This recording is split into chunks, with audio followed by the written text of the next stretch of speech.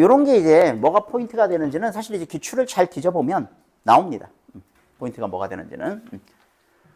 사실 이제 여러분들 어떤 작품이든지 교과서에 실려 있다는 것은 학습 목표가 있는 거예요.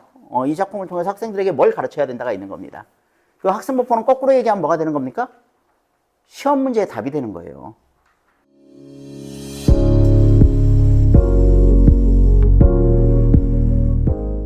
자, 이별가라는 작품입니다. 이별가.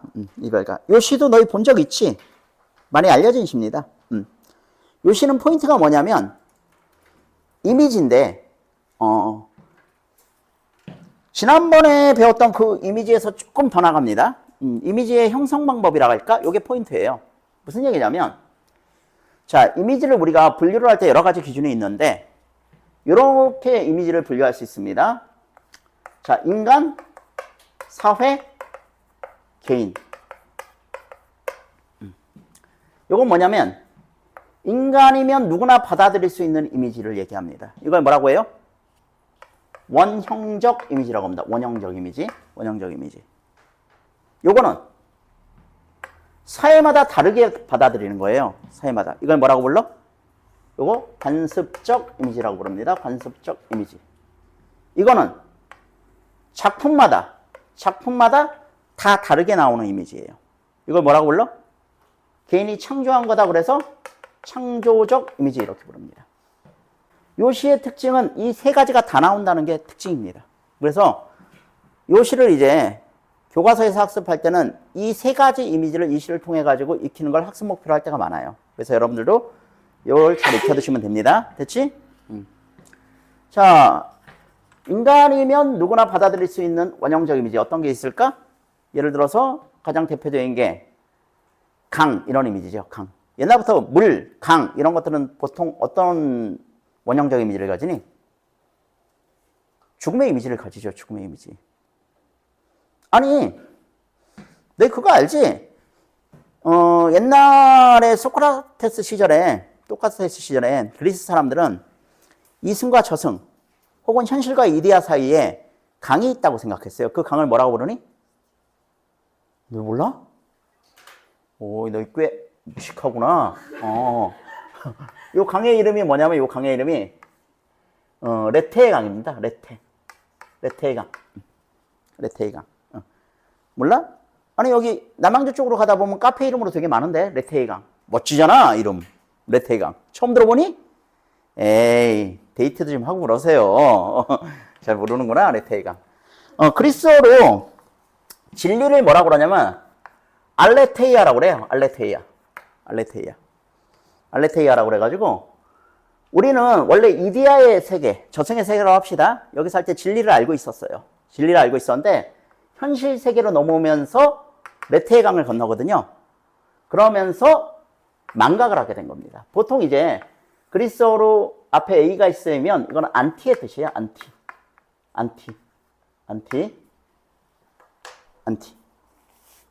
됐니? 그래서 너희 그리스어로 그 원자 같은 거 아톰이라고 그러잖아, 아톰. 그래서 톰이 쪼개다는 뜻이거든요.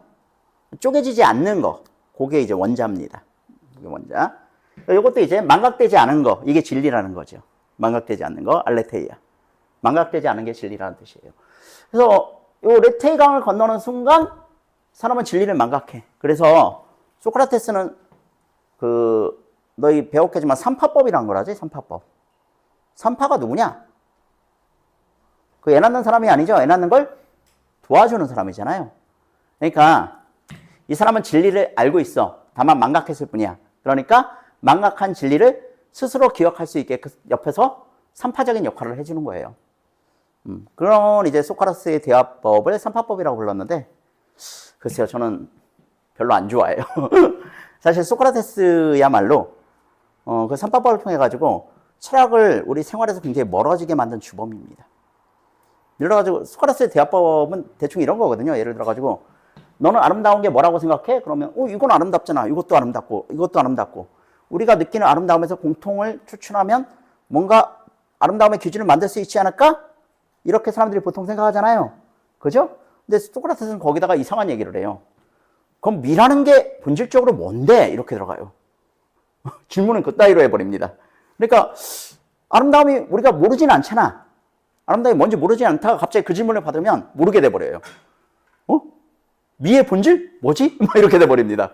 그죠? 그러면서, 우리 철학을 갖다 생활로 이렇게 생활로부터 멀어지게 만든 사람이 바로, 소크라테스죠. 근데 사실 이건 제 생각이 아니에요. 제 생각이 아니고, 그걸 지적했던 사람은 이제 니체라고 들어보셨죠? 그 사람이 이제 그런 걸 지적합니다. 그래서, 우리 생활로부터 유리된 철학을 생활로 다시 끌고 오는 게 이제 그 사람 철학의 임무였던 거죠. 그래서 이제 철학 좋아하는 사람들은 니체 되게 좋아해요. 어쨌거나, 이런 강의 있고, 기독교에서 또 이렇게 막 부르다 보니까, 노래 부르다 보니까, 뭐 요단강 건너 만나리 뭐 이런 거 나오더라고. 그죠? 그러니까 이승과 저승 사이에 요단강, 그런 것도 존재합니다. 그리고 우리 고전 시가 읽다 보면 약수 같은 거 너희 들어봤니? 약수? 약수. 이거 중국에서 나오는 강인데요, 약수. 약수가 이제 중력이 굉장히 강한 강이에요. 그래가지고 깃털 하나만 올려놔도 이렇게 쭉 가라앉거든. 서유기에 보면 그 강을 이제 사후정이 지키고 있거든요. 그래서 그 강을 건너갈 때는 날아서 건너가야 돼. 배를 못 띄우니까. 그런 것들 전부 이승과 저승 사이에 뭔가 경계가 되는 그런 강들입니다. 그래서 그런 것들은 사실 단순히 이제 이승과 저승 사이의 경계가 아니라고 하더라도 어떤 이별의 그 상징물이 돼버렸죠. 이별의 상징물. 그래서 당신과 나 사이에 저 바다가 없었다면 뭐 이런 표현들. 그지? 전부 단절의 상징 같은 게 돼버렸어요. 그런 것들은 이제 동양이나 서양이나 똑같거든요. 그런 것들을 뭐라고 부르는 거야? 원형적 이미지라고 부르는 거야. 원형적 이미지. 알겠지? 보통 이제 신화에 나오는 이미지는 대부분 원형적 이미지라고 보시면 됩니다. 그러면 이 관습적 이미지는 뭐냐? 한마디로 얘기하면 신화에 나오는 게 아니라 너희가 배우는 고전문학에 나오는 이미지는 전부 관습적 이미지라고 보면 돼요.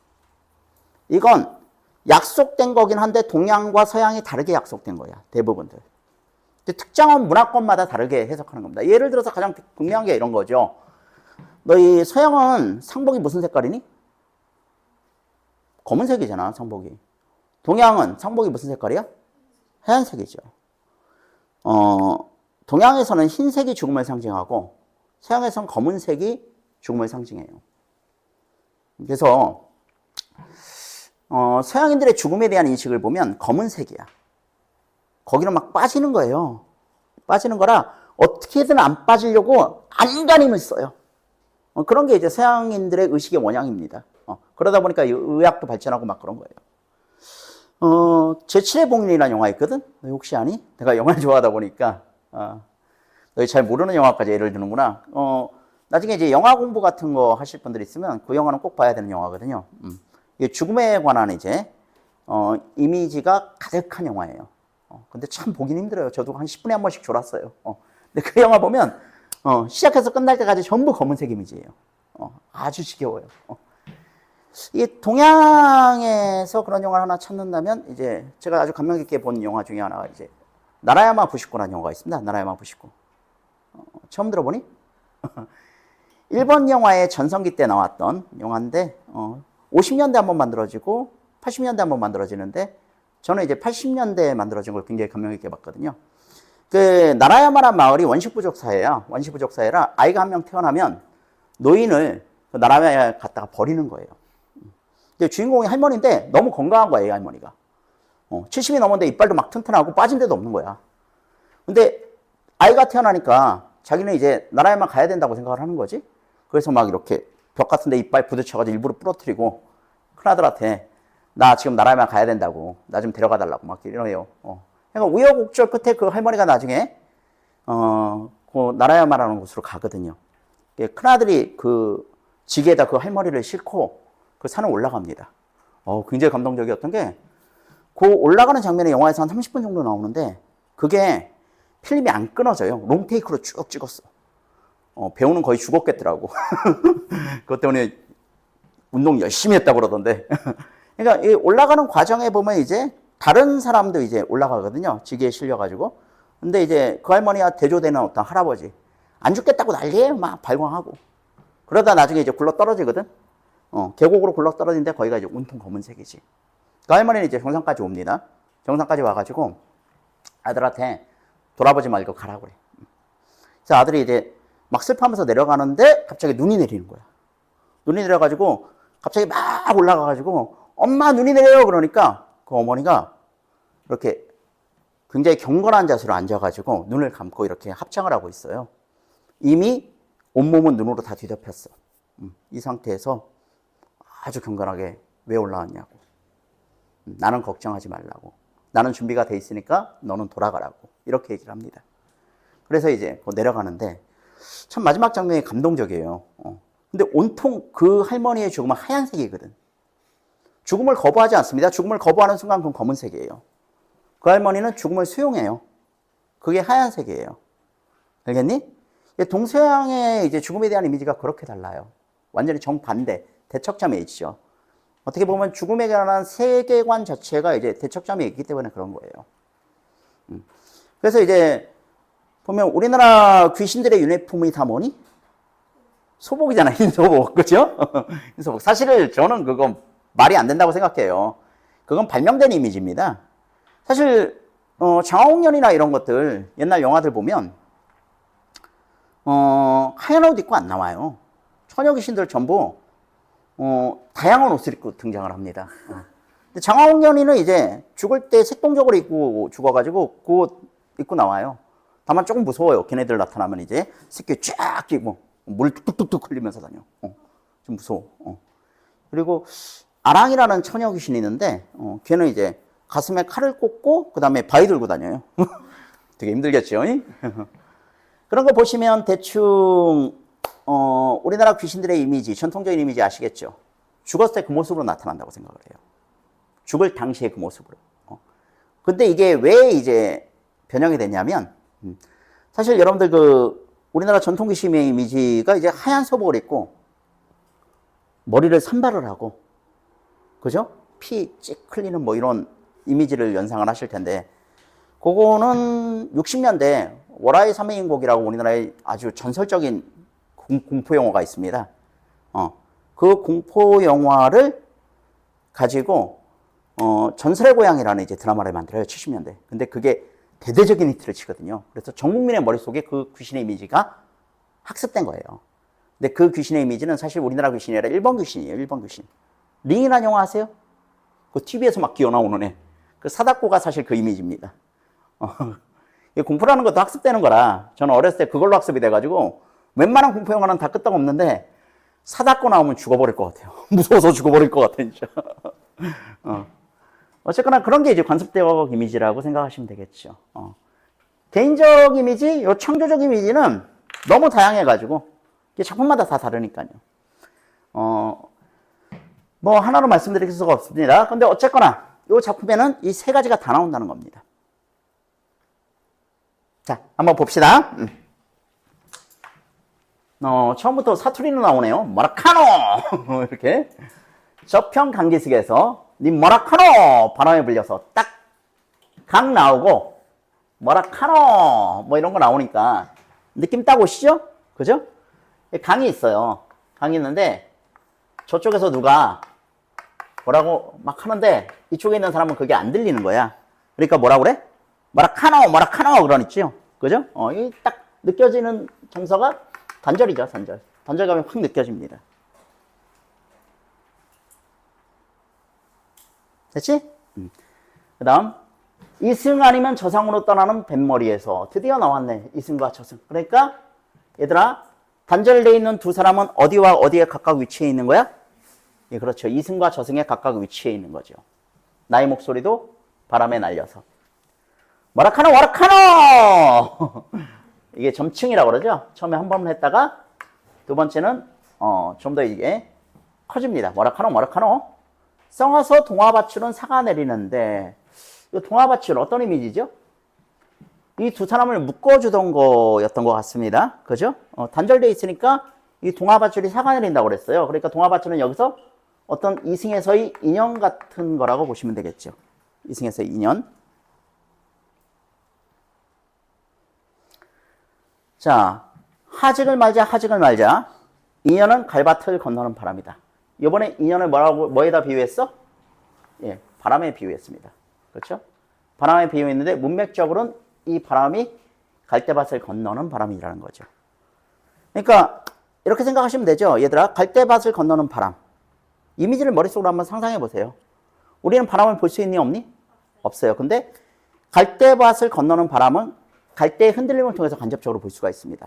근데 지나가고 나면 어떻게 되니? 바람의 흔적은 남지 않죠. 그게 이 사람이 보기에 인연이라는 거야. 순간적으로 지나가고 아무 흔적도 남기지 않는 그런 겁니다. 굉장히 공허한 이미지죠. 그렇죠? 아까는 인연을 갖다가 동화밭줄에 비유했는데 이번에 인연을 뭐에다 비유했어? 바람에 비유했어.